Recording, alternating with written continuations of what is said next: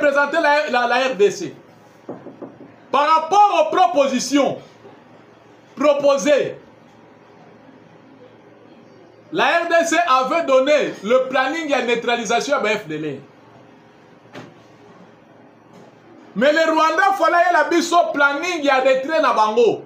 Comment on se désengager? Ils n'ont pas fait ça. Chose grave. Les Occidentaux, ils ont ajouté des histoires. Oh, il faut dialoguer avec les M23. Oh, il faut les brassages. Oh, il faut les mixages. C'est pour cela que Madame Thérèse Kayikwamba, que je félicite en passant, elle a sauvé le pays. Parce que babiloko yo, balutundu na bango ko sala yango te, mais moi na moi sur asali yango. Quand même, malgré la mollesse de notre premier ministre, mais il y a aussi certains ministres qui travaillent. À part les champions, Constant Moutam, comme Madame Wagner, comme Jekme Chabani, que je félicite en passant. Ce sont les ministres avec Vatoum Kabamba, Oyo, Aouti qu'on a empoisonné, avec on m'a appris encore que il y a encore un ministre au sein du gouvernement Aouti qu'on a sous empoisonné. Le ministre du Travail. Parce que j'étais au département du Travail, le ministre voulait un projet. Il y a innovation, il y a construction d'un grand bâtiment pour le ministère du Travail. Parce qu'il a dit, et ça ministère, un grand ministère dans notre pays, bâtiment na boulevard Rwanda côté INSS, ce n'est pas un bâtiment propice pour le ministère du Travail. Parce que le ministère du Travail est dans un programme ébélé. Et parce que si vous allez là-bas, un bâtiment sale, mal propre, il n'y avait pas de toilettes, mais il y avait des toilettes moins propices. Mais le ministre voulait entamer un projet à construction d'un immeuble pour le ministère du Travail. À cet instant, on m'a appris dans les couloirs du ministère du Travail que le ministre, semble-t-il, est déjà empoisonné et malade. Et c'est là que retourne. Donc, dans Mboko, il y a ceux qui faut empoisonner. C'est ce que nous voyons avec Constant Moutam. Il y a aussi certains groupes de députés, GSCC.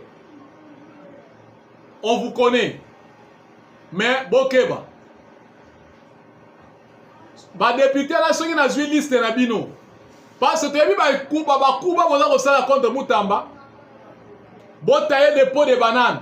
Je vais revenir sur le point de la justice. Donc, peuple congolais, il y a 79e session ordinaire des Nations Unies où le président de la République a été catégorique. Il a demandé le retrait inconditionnel des troupes rwandaises sur le sol congolais. Donc, contrairement à Oyo, Lorenzo Ayekoloba, la tribune des Nations Unies, manipulée par les Américains. Parce que Lorenzo n'est pas avec nous. L'Angola joue l'hypocrisie. Peut-être que vous sont d'accord par rapport à gagnant, bon, on a vu ça pétrole. Parce que le pétrole, au Angola, on a utilisé à partir de ça, et Zali Bongo, parti. Au sein d'un plateau continental où il y a océan, Angola a joué le pétrole dans Ngamounabiso. Il y a un moment que tout président de la République va dire que comment il y a signature, il y a accord bilatéral pour la gestion, il y a bambongo, il y a exploitation, il y a produits pétroliers, il y a entre Angola sur l'océan. Et là, nous sommes en Mboka. Donc l'Angola exploitait notre pétrole à son soleil Bambongo. Donc au détriment des Congolais. C'est pour cela que nous avons la jalousie. Autant que nous avons le Congo en face à Zanango. Balingi pour ya banane tongamate. Pour la Luka que le Congo versaka chaque mois 2 millions de dollars dans le gouvernement ya Congo en face. Pour transit ya biloko na biso oyo ekitaka na niveau ya port ya Pointe-Noire. C'est pour cela qu'on dit que ça soit ça la carise. Il y a kokosa, oh non, il faut qu'on tient pont entre biso et Kinshasa. Oh, ceux qui gouvernent, bah, on a félicité mon vieux, mon papa, que j'aime tant, Jacques Lungwan. On a réveillé bah, notable nous surtout à Nekong pour la construction ya pont entre Congo et Kinshasa, Brazzaville et Kinshasa. Alors que non, pour Yamatadi, Ezako bomba au moins 4000 travailleurs, y compris là pour Yaboma. Ceux qui ont tongi pont na Brazzaville, donc c'est-à-dire transit et profiter de la Brazzavillois. Alors, biso koto batoko kota na chômage. Bilo connaît banaka depuis le gouvernement ya musique. Et na mona que ba député ne Congo ba telemele loko wana, ba kena ko mona même premier ministre, à l'époque premier ministre Muzito. Ba kena même ko mona chef de l'État Joseph Kabila à l'époque pour lui signifier ça. Les dangers. Parce qu'il y a comme plus de 4000 travailleurs dans le chômage. Est-ce que vous avez comment, c'est-à-dire, comment on a un gouffre profond. Donc, il y a la force d'un État, c'est par rapport à la force à sécurité et c'est par rapport aussi à sa diplomatie. Le Rwanda que Rwanda a amoindri. Le Rwanda a diminué. C'est parce que, du point de vue diplomatique, le Congo est à la hauteur. Le Congo est à l'icolo. Aimez, liker l'émission, commentez, sur WhatsApp, numéro Zali Bongo, plus 243 81 043 12 40. Plus 243 81 043 12 40. Peuple congolais, c'est là que Obo Benga, les émissions à votre profit. Obenga, que tout est chacun à Benga. Aimez, liker l'émission. Là, c'est la commentaire Nabino Bana Londres. Là, c'est la commentaire Nabino Bana ya Angola. Là, c'est la commentaire Nabino Bana ya Brazzaville, ba Congomani bozana Brazzaville. Non, c'est un commentaire Nabino pour poser ma question, aimer, liker, donc vulgariser l'émission Oyo. Parce que eloko otomoni mtata mokonzi asali na niveau ya Nations Unies, et ça copé cet éclairage. Le président a donné sa position. Le président a acquis déjà position à RDC par rapport à Bassis et à Luanda.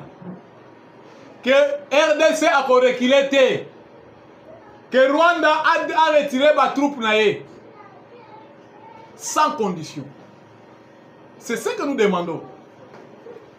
Que les troupes rwandaises se retirent sur le sol congolais. Bati Kamboka na biso tranquille. Ils ont tué, ils ont pillé notre richesse. Pillage illicite. Il y a ma richesse na biso.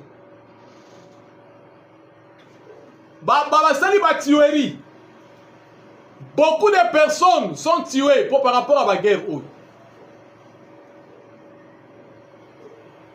Plus de 15 millions de morts, c'est trop. La Bible bien, plus de 15 millions de morts, c'est trop. C'est pour cela que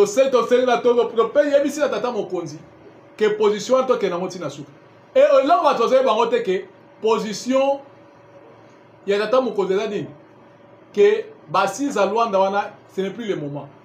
Il a encouragé, il a utilisé le langage diplomatique, c'est la politique. Et le langage politique, il faut que le peuple congolais n'est pas une réalité.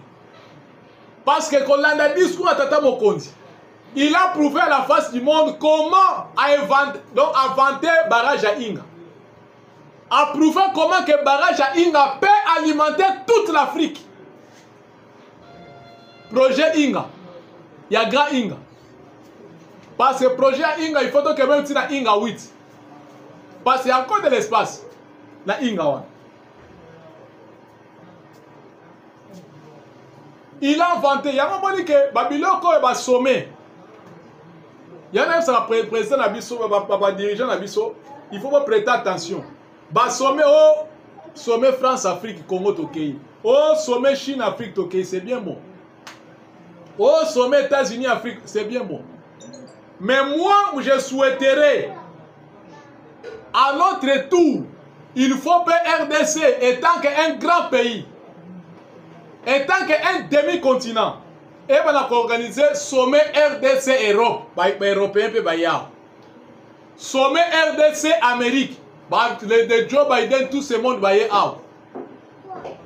Donc, si on a position économique. Parce que nous avons tout ce que ces gens-là utilisent en matière d'industrialisation. On va utiliser en matière, tout est ici. Parce que quand on parle que le Congo c'est un pays solution au niveau mondial, aujourd'hui nous avons une forêt vierge. La forêt est resservie. Le monde entier n'a pas oxygénation. Parce que l'Amazonie est allée à Moule. Amazonie est ziki. Parce que la forêt est sa monde. Face, il y a couche d'ozone. Pas face, il y a mouvement écologique. C'est la forêt équatoriale. Donc nous sommes un pays solution. Donc il y a un moment qui est lobby. Il faut gouvernement, Nabiso, ceux qui sont attentifs, ceux qui sont sérieux vis-à-vis Nabiso, et c'est que va créer sommet sommet RDC Afrique, RDC Europe, RDC Asie, RDC voire même Australie. Va sommet en dehors de ça Nabiso. Autant partage d'échange. Merci beaucoup, Papa François Bodika. Que les troupes rwandaises se retirent. Les Rwandais se retirent du sol congolais. Oui, il faut que les Rwandais babima. Et ils doivent aussi sortir, Papa François, babima. Ce n'est pas leur sol. Il faut babima. Sans condition. C'est ça la position du chef de l'État. Il y a un moment que diplomatiquement, Kagame comme Aza coincé, il a fui même. Il y a 79e session ordinaire. Il y a les Nations Unies. Les Rwandais étaient absents via leur président. Les Rwandais ont quitté. Rwandais était. Je ne sais pas si on a qui représentant parce que ça m'est égal, ça ne nous concerne pas. Nous, c'est le Congo. Mais Kagame n'était pas venu. Il était le grand absent. Parmi les présidents africains, Kagame a été. Nous, malgré notre président, malgré les complots, on va dire ça contre sa personne. On est en train de chercher sa peau. Mais il est parti là-bas. Mais moi aussi, j'étais contre. Par rapport à Cuba où il y a ça en Angola. C'est pour cela moi je dis même aux Congolais qui sont en Angola, il faut que ça même un sit-in contre le gouvernement angolais. Il faut prouver votre mécontentement. Parce que ce que l'Orient est en train de faire, il est un grand complice contre notre pays. C'est une fausse médiation. Médiation m'aura parti pris. Les Américains voulaient déstabiliser notre pays à partir de la partie ouest, à partir de Soyo, à partir de Lufu, à partir de Kamako, même à partir de Lualaba. Parce que les Américains veulent toujours à tout prix mettre quelqu'un au azali bongo obédience na bango la tête à boka na biso pour exploiter ba minerai na biso. Quelque chose que nous les Congolais nous n'accepterons jamais. Plus jamais. Avec leur constitution, qui incarne l'accord ya l'Émirat. Constitution était Kamboka. D'ailleurs, je félicite le président de la République. Il a affirmé dans l'interview aux États-Unis qu'il n'y aura pas révision. Parce que la révision constitutionnelle, il y a constitution, ils ont même marqué dans la constitution, article 218. Vous comprenez même les Congolais? C'est mentionné dans la constitution. Donc, caméra tika hypocrisie, caméra tika ba gêne à Ewana. Nous, c'est le Congo.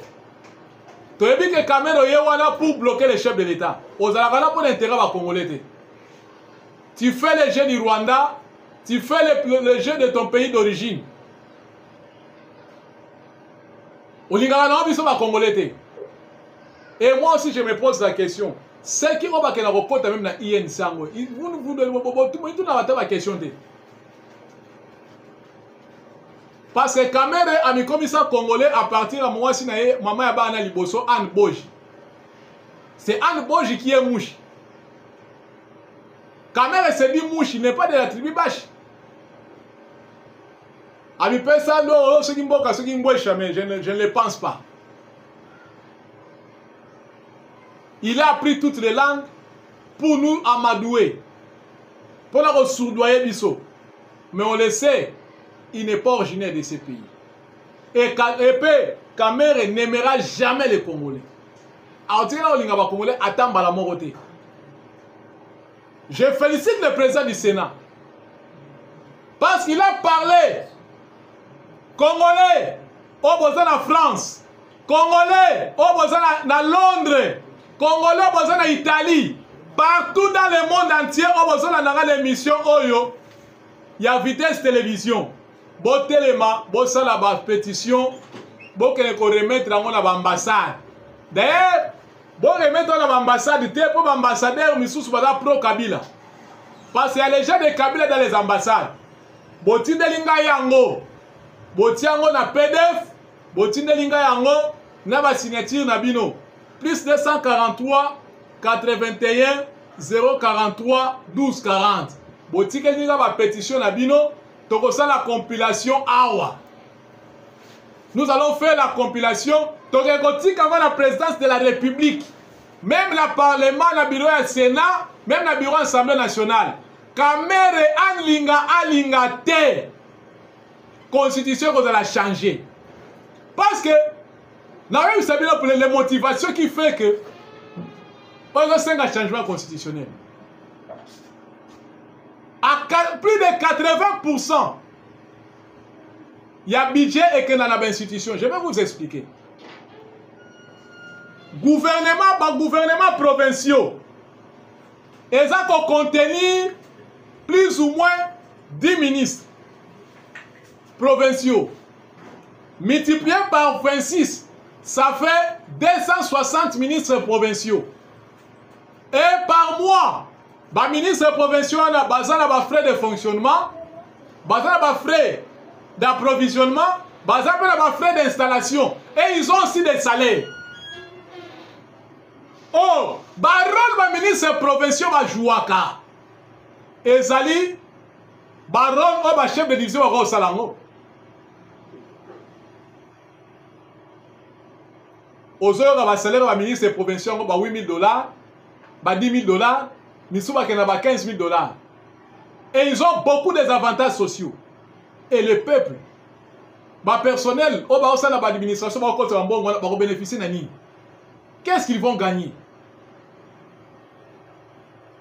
Il y a des députés provinciaux. Sur toute l'étendue de la République, ils sont au nombre de 648 députés provinciaux. Un député provincial n'a tient minimum. Il touche de l'argent à ces gens-là. C'est dans les 3 à 4 000 $ en francs congolais. Mais là, ils sont au nombre de plus ou moins 648 députés au Bata sur toute l'étendue de la République. Ce que les Congolais vont vivre en le gouverneur a des frais de fonctionnement, frais d'approvisionnement, frais d'installation. le vice de lui-même, il y a un gouvernement. Il y a un gouvernement, ils sont nombre de 54. Il y a un parlement, Assemblée nationale, ils sont nombre de 500. Il y a un Sénat, ils sont nombre de combien? Ils sont nombre de 108 sénateurs. Avec des montants colossaux. Parce que sur de leur gestion, il y a les 2 chambres à parlement. Par année, c'est à peu près dans les milliards. Où est-ce qu'on a compte les députés?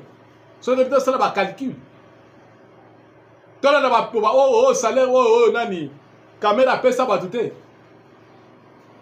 Voilà, ça salaire, il y a un salaire normal là-bas. Ce n'est pas 5 000 $, c'est faux et archi faux. C'est faux et archi faux. Voilà, ils ont une base. Mais maintenant, ils sont aussi par frais d'émission. Et certains avantages, c'est plus que ça.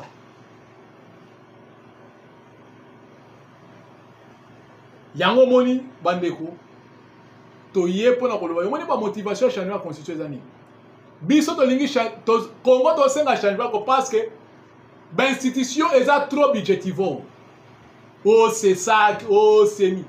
C'est ni tout d'abord il faut ministère intérieur va organiser l'élection. Comme ça se fait partout ailleurs. Il faut faire géré par le ministère de l'Intérieur. Parce que c'est le ministère de l'Intérieur, il y a toute une direction, on va bien la direction population, qui peut gérer tout. Service à la population dans chaque commune. Où est-ce qu'il y a un recensement? D'ailleurs, il y a un recensement. Peter Kazadi qui a fait de la foutaise, quelqu'un de l'IDPS qui n'a pas bien travaillé. Aujourd'hui, on a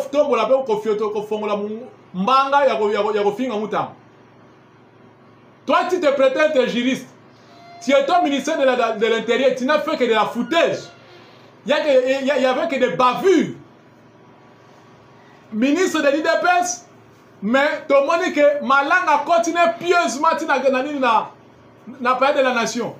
Et le chef de l'État a beaucoup de dit que le pays n'est pas sécurisé. Avec un ministre de l'Intérieur piètre comme Peter Kazan. Moi, je le dis, hein. Moi, j'aime beaucoup parler de mon pays. Peter Kazan, tu n'as aucun droit de critiquer Moutamba. Parce que ce que fait Moutamba, c'est légitime. Bandeko yobi, désengorgement, c'est un processus de légitime. Biloko de son même matin, maman Soumi, le ministre de la Justice travaille pour il ne fait que le populisme. Moi, je ne suis pas d'accord avec ce que je ne suis pas d'accord avec ça. Il ne fait pas le populisme. Biso on peut aussi le monitoring. Tolandeli. Bateau Nyon sur la prison, ce sont des moribonds. La plupart sont des moribonds. Tu y habité. Bateau wana misu soki ba kozana ba victime au mois de janvier. Tolandeli ba famille na bango na ba makala na ngiringiri misu ba na ba selembau na ba bumbu. Tolandeli ba famille ba quelques-uns. Misu ba comment se fait-il que dans un pays Moutou avant dans la prison, attends un prisonnier, mais le prisonnier, il a aussi un faut respecter les droits naïfs. Bon, mais en centre pénitentiaire, c'est un centre de rééducation, mais un centre de réunion pour la moutouté. Et d'ailleurs, 85%, il y a bateau sur les 15 000, on va dire dans la prison, c'était les détenus. Ce qui est dans ça prendre dans le magistrat. C'est parce que magistrat Azali en droit l'autorité de détention. Et l'autorité de détention n'est pas en mesure. Il y a la moutou, il y a Tindiki dans la prison. Allez-y comprendre cela, peuple congolais. Moutou moutou c'est dans le rapport. Aïko bongisa moutou kaya magistrat, batterie bungi. Comme la mboko les magistrats sont des empereurs et des peuvent avoir nzambe, à quel otindike na prison, nous t'avons dit pekuna. Alors on s'est retrouvé sans jugement.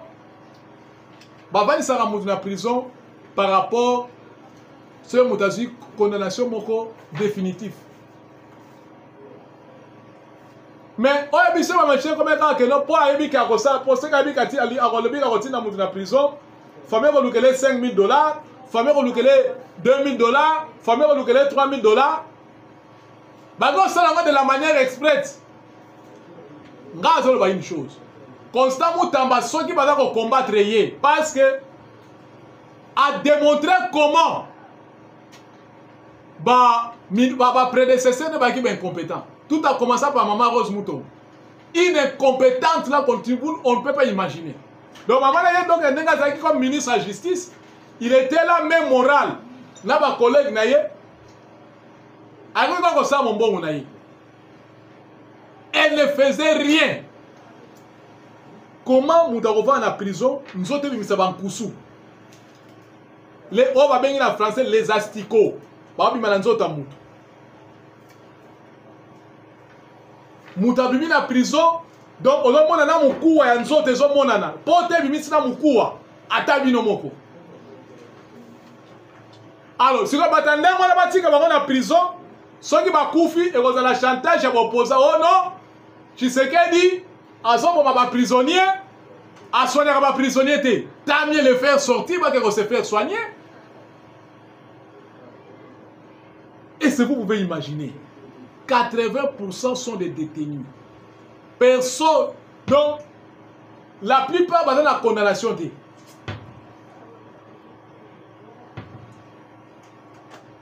Maintenant, moi, je me pose la question, les autorités de détention, qu'est-ce qu'ils faisaient? Qui sont les magistrats? Je n'ai pas une dent contre les magistrats. C'est pour cela que dans la Zoloba, je suis Moutamba. La ligne que Moutouma comme que je suis Moutamba. Comme la nous, Oyong Dolana, comme la nous que je suis Moutamba. Moutamba ne me donne rien, mais je vante ce qu'il fait. Ce qu'il fait, c'est la fierté du Congo. Parce que Azako défendre Mbokanabiso tout en étant un nationaliste. C'est des nationalismes. On doit combattre plein record chez Moutamba. C'est grave, Bandeko, c'est grave. Bamakawana va qu'on s'arrête. Et qu'on s'arrête matin de voir que battu plus de 85% bavana dans la prison, Moussou rapport à des femmes bon ya winner. Moussou rapport à des femmes bon ya winner. Winner quand il se va dans la prison. Allez-y comprendre cela. Sans jugement. Jamais Kabon du coup tu condamné, mais jusqu'à présent, à la notification. Tout ça, une chose. Administration pénitentiaire, il y a Congo, n'a faille. L'administration de la prison, et ça n'a faille. Désengorgement peut continuer et reçoit quand la makalate. Sans aucun bandundu, aucun Kasai, aucun même dans le niveau de la province orientale, na Chopo, aucun même dans le niveau Ituri. Beaucoup de prisons à l'heure actuelle sont pleines. Beaucoup de prisons sont pleines. Beaucoup.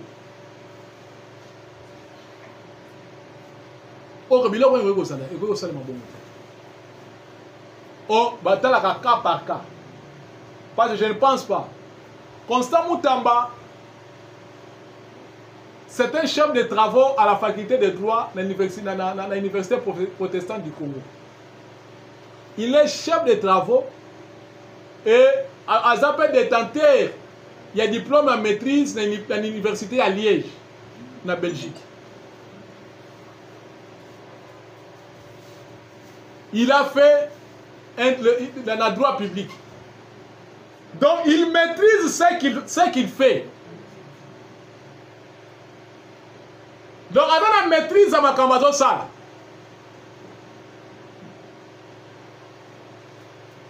Parce que tout le monde a monté maman Rose Mouto parce que makambo eza kosala même eza makambo oyo Constant Mutamba a trouvé sur la table. Le directeur à prison le bakama après makambo avant makambo oyo tomoni ya tentative ya évasion ça. Alors que conspiration ça se préparer ça va faut éliminer batu. Bon liquider prison, bon vider.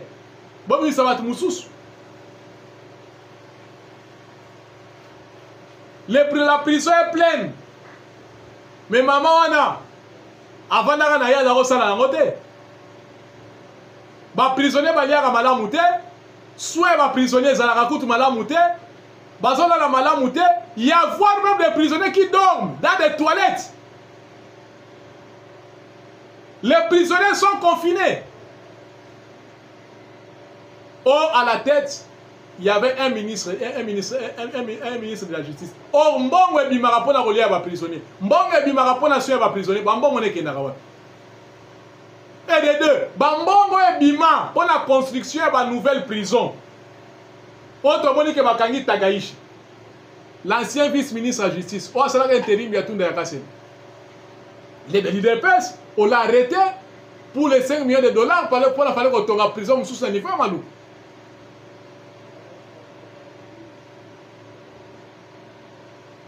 Donc, dans tout ça, Bandeko, nous sommes là pour dénoncer ce qui est mal.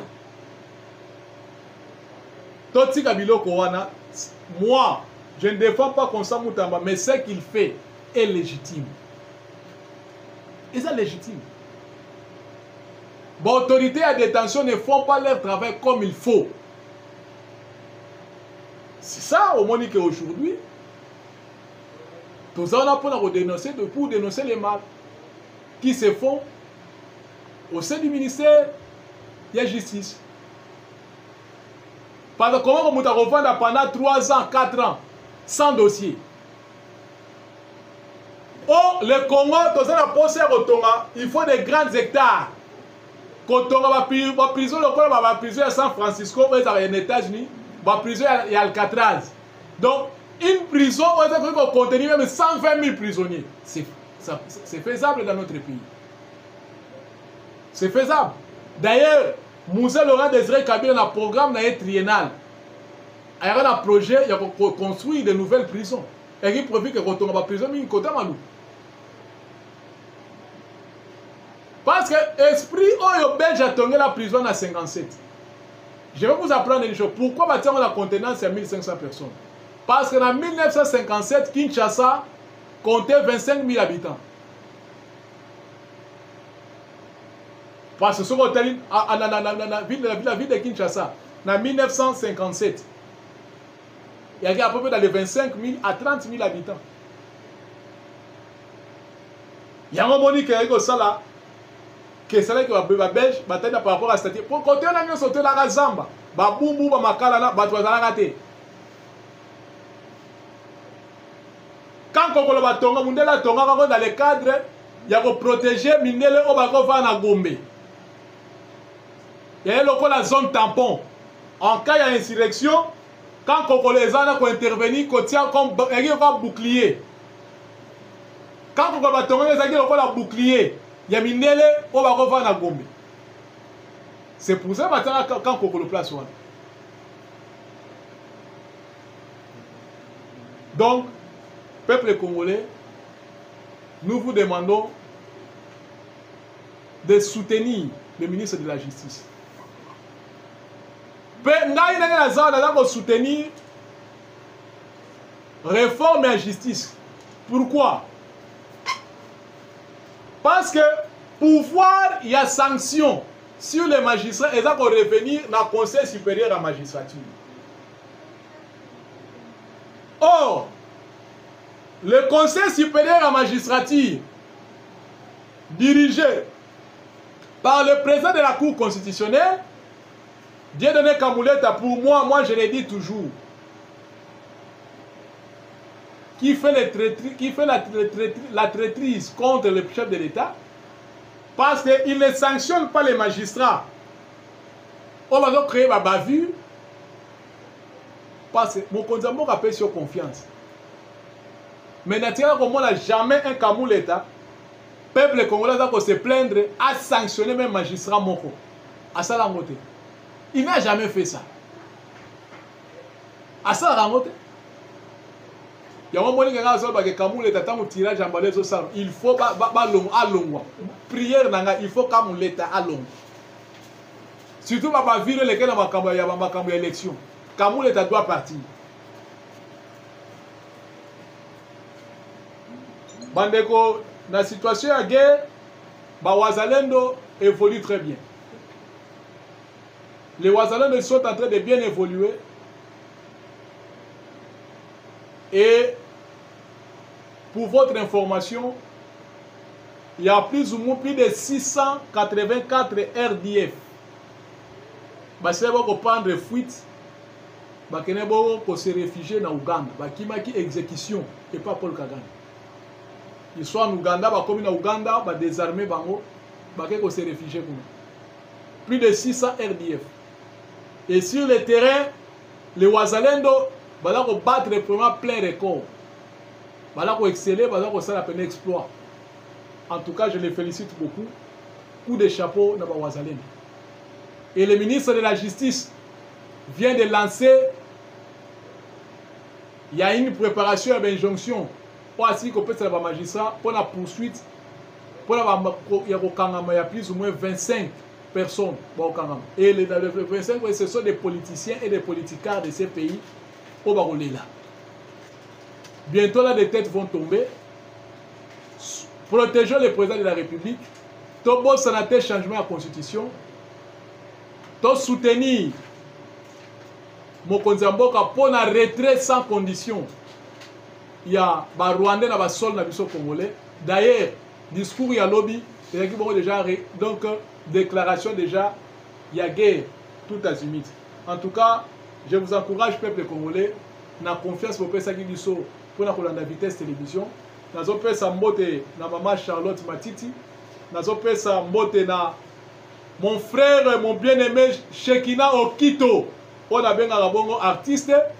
Nazo pesa mbote na bana Londres, bana Paris, bana batoto à Lubumbashi, plus particulièrement maman Colette Tondi, moi si il y a papa Olivier, Pungu, maman na Océane, pe na technicien na biso na pesi bino mbote.